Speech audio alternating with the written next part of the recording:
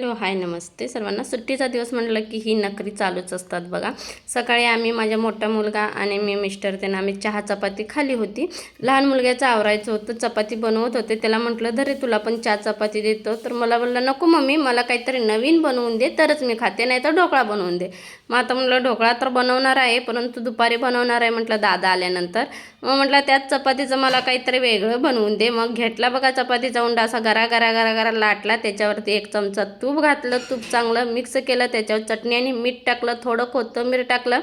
परत त्याचा असा म्हणजे आपण पहिला कसं पंका बनवायचं तसं पंक्यासारखं केलं आणि त्याला असं जाडसर असं जरा लाटून घेतलं। म्हणजे 1-2 चपातीचा गोळा एकाच चपातीमध्ये केला आणि दाटसर असा लच्छा पराठ्यासारखं त्याला बनवून दिलं। वरून ही गरगरीत असं तूप घातलं बघा, गिर गाईचं तूप आहे बरं का हे, आणि दिला त्याला सॉस बरोबर खायला। आणि योगायोग म्हणजे सॉसही त्यावेळेला जरासा संपला होता, मग आहे सॉस तेवढ्यापुरता दिला, असं गोळा केला बघा आणि छान अशा लेयर्स पाडून घेतल्या।